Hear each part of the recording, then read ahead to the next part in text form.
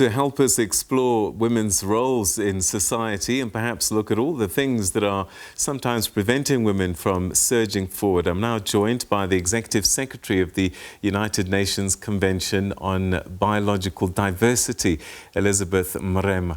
Thanks so much indeed for joining us, and welcome to the program.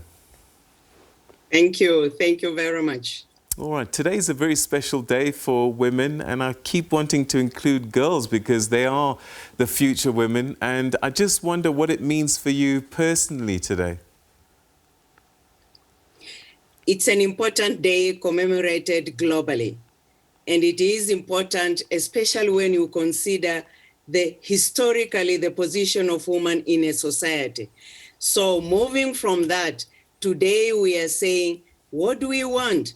We want equal rights, equal opportunity, equal representation, gender inclusiveness in all matters, particularly on decision making, equal pay. And this explains the theme for this year, Women in Leadership Achieving an Equal Future in the COVID-19 World. We know the 17 Sustainable Development Goals cannot be achieved without the position of women and girls in society being recognized, who are the most suffering from poverty globally. Statistics indicate 60% of the world's hungry are women and girls. 80% of farmers or agricultural production is by women going into the farms. So indeed, women plays a major role in society, but that role should not remain only in the local communities in the village. That should come to the forefront at leadership level, to be able to sit on the table where decisions, matters are discussed and decisions are being made. All right, biodiversity. When it comes to, yeah, carry on. When it comes to leadership, a major progress has been made in recent years, but not yet enough. Because again, statistics do not show the equality, the equity between men and women, particularly in political positions, to be the same. For instance, if we look just in Africa, Rwanda is considered the country in the world with the biggest number of parliamentarians, women in parliament, 61.3%. South Africa, where you are, not bad, 46.3%. Senegal, 43%. But this is in parliament. But only 3 countries globally have 50% or more of women in parliament. So still very few. Only 22 countries globally have heads of state or government. 25% of national parliamentarians as women. So a lot still needs to be done at that high level, political level.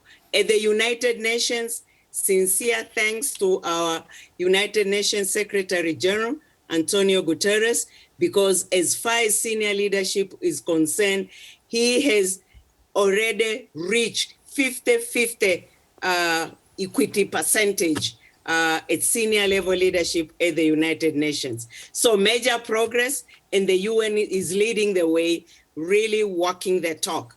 But when it comes at national level, I think more needs to be done to reach that equity we are talking about. All right. You mentioned the UN Secretary General, and part of his message has been when women are in Parliament, countries adopt more stringent climate change policies. Now, biodiversity is something that's close to you. What is it about women that, when they are involved and are leading, that biodiversity and the environment is better dealt with? Correct. You have mentioned, as the Secretary General has mentioned, climate change. We see the changes in climate currently happening. And once there are changes in climate, agricultural production is affected because of the weather patterns. The rainfall patterns changes, and therefore the water quality and quantity also tends to be affected. And once the weather pattern changes, agricultural production changes, food security immediately is affected. And if we say 80% of the food production is dependent on women and girls in the farms, in many countries, particularly the developing world, then clearly that shows also that food security in the society will be impacted. And by that impact, then that will affect even the Sustainable Development Goals, the 1, 2, 3, on poverty reduction, on equity. All these will be affected because then hunger will not be eradicated. Poverty will further be dominant. And this is not what the Sustainable Development Goals want to achieve. So it's very important to get the women involved in all areas which affect them, including where as women, as the caregivers in terms of spending their life in taking care of families, but also families in terms of providing and ensuring food is on the table for the families and how that food reaches the table. So those matters which affect agricultural production, husbandry, healthy matters, and therefore poverty eradication, hunger, gender equity, inclusiveness, then becomes important because then we cannot reach the Sustainable Development Goals. So what is holding back women? We can also see for many countries where the number of women in parliament cabinet has increased, that has also led to putting pressure on specific legislations affecting women. Laws on inheritance, matters related to gender legislation, matters related to children rights, matters related to land ownership, then there is that force to get such legislation being passed because of that pressure. Perhaps as a final question, what is holding women back that we need to overcome and change? I think for many women, historical, cultural, social values are still holding them.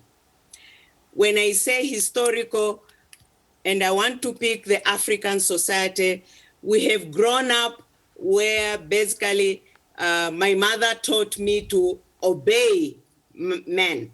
Men, irrespective of whether the man is my husband, is my father, is my brother, my uncle, as the case may be. And when men speak, the women tends to sit back.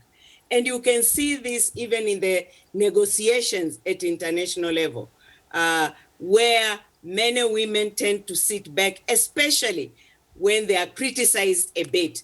And you know, in negotiations, there is give and take.